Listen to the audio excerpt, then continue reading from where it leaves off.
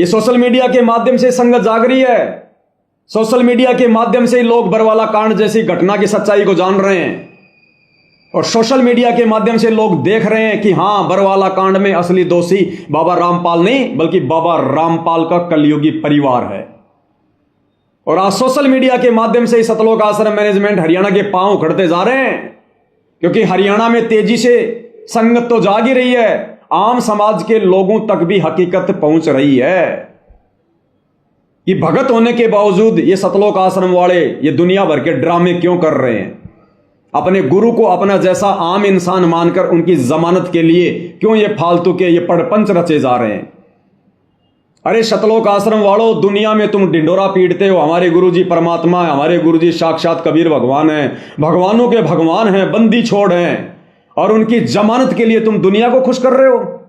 उनकी जमानत के लिए ये मान सम्मान के कार्यक्रम आयोजित करवाकर तुम हाई कोर्ट को तुम जो है रिपोर्ट पेश करना चाहते हो।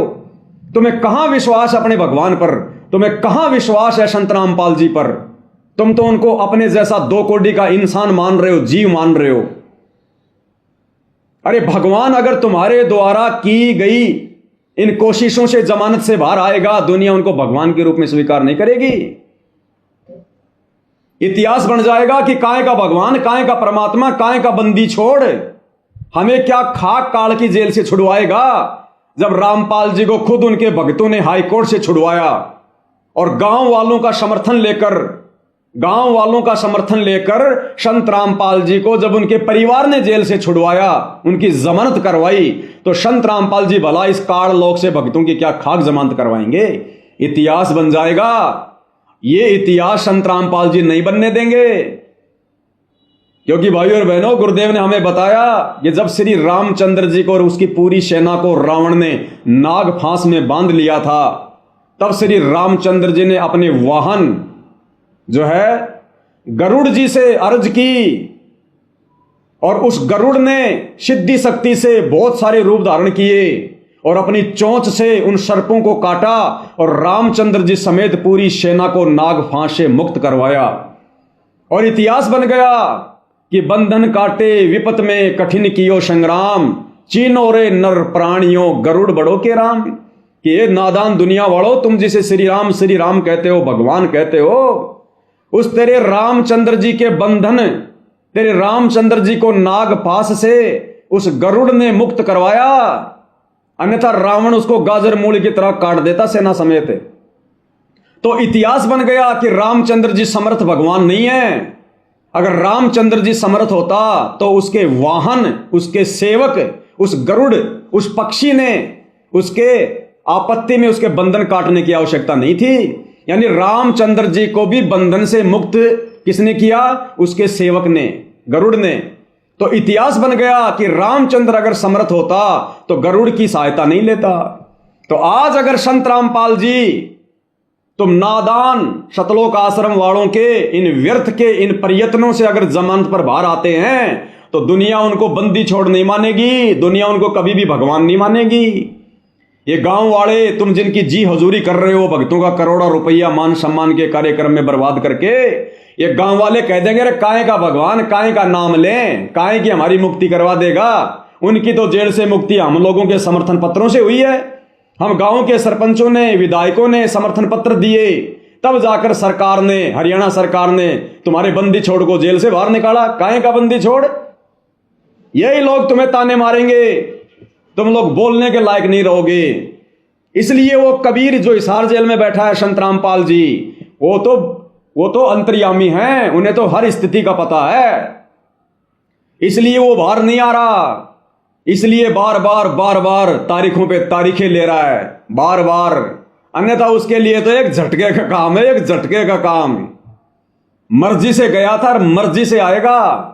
और बड़े बड़े नेता लोग आने वाले युग परिवर्तन के समय जब परिस्थितियां बिगड़ेंगी, त्राईमाम मचेगी, खाने के लिए अनाज का दाना नहीं होगा, दुनिया की कमर टूटेगी, उस समय ये नेता लोग अपने देश को बचाने के लिए, अपनी जान बचाने के लिए पैर पकड़कर संत रामपाल जी को कंधों पर बैठा कर लाएंगे, कंधों पर बैठाकर। तब आएगा ये भगवान।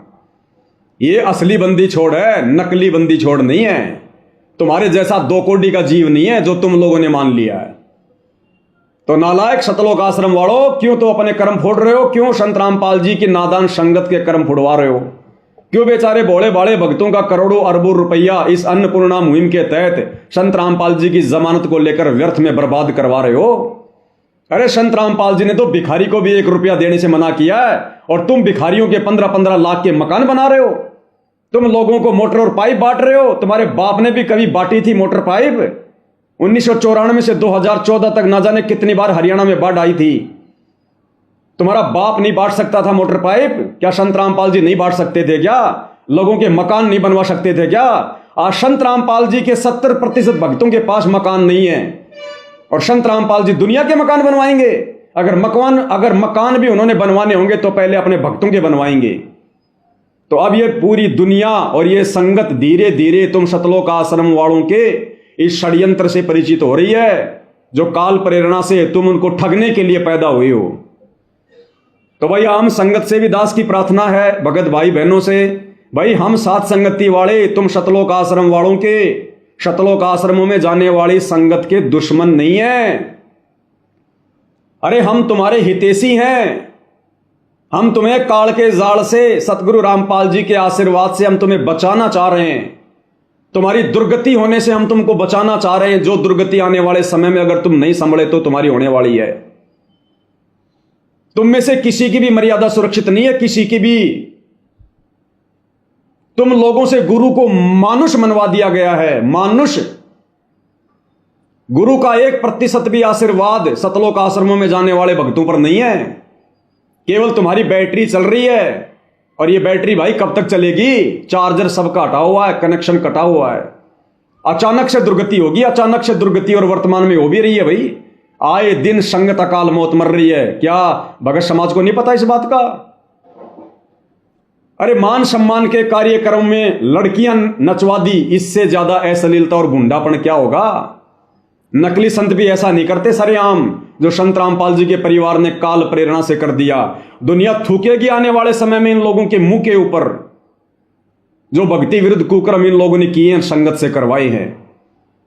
तो भाई ये सतलोक आश्रम वाले, संत रामपाल जी के बेटा बेटी, भाई बंधु रिश्तेदार, ये कोऑर्डिनेटर, ये तो स्पेशल काल के द्वारा संगत को मर्यादा तुड़वाने के लिए भेजे गए। ये भगत नहीं है, भगत के भेष में भेड़िए हैं, केवल भगत का लेबल लगा हुआ है। तुम आम संगत वाले भाई बहन बचो, निकलो इनके जाल से, इनके षड्यंत्र से, संभलो, ज्ञान को आधार बनाओ। अगर ज्ञान आधार बनाना नहीं आता है तो साथ संगति के वीडियो देखो, फेसबुक पर जाकर सर्च करो पवन दास इज लाइव और वीडियो देखो। अरे सच्चाई देखने से सुनने से नामखंड नहीं होता। मैं पवन दास पिछले 11 वर्षों से वीडियो बना रहा हूं, 10 वर्षों से। एक भी शब्द यदि मेरे मुंह से मेरे गुरुदेव भगवान के प्रति निकला हो उल्टा, एक भी शब्द किसी भगत से मैंने भक्ति छुड़वाई हो, मैंने भक्ति छोड़ी हो, एक भी ऐसा पॉइंट मुझे बता दो, मेरा सिर होगा, तुम लोगों के जूते होंगे। और ये सतलोक आश्रम वाले, संत रामपाल जी के परिवार वाले आए दिन तुम्हारी मर्यादा तुड़वा रहे हैं, तुम्हें काल के मुंह में बैठा रहे हैं, और तुम आंखें नहीं खोल रहे। भाई और बहनों, विचार कर लेना, ये मौका नहीं मिलेगा, ये लास्ट मौका है, अंतिम परीक्षा है ये। अगर भगत बनना है तो संत रामपाल जी के जेल से बाहर आने से पहले पहले बन जाओ, बाद में मौका नहीं है। रोगे, तरसोगे, मनुष्य जीवन को बर्बाद कर लोगे। जो गलती हम युगों युगों से करते आ रहे हैं, गुरु को मानुष मानकर, मर्यादा तोड़कर, वही गलती वर्तमान में काल के द्वारा संत रामपाल जी के कलयुगी परिवार को माध्यम बनाकर आम संगत से करवाई जा रही है। तो भाई और बहनों, वैसे तो पिछले 10 साल से कई हजारों वीडियो बना दिए हैं, और जब तक संत रामपाल जी का आशीर्वाद रहेगा, यह सच्चाई इसी प्रकार से आप भाई बहनों तक पहुंचाते रहेंगे।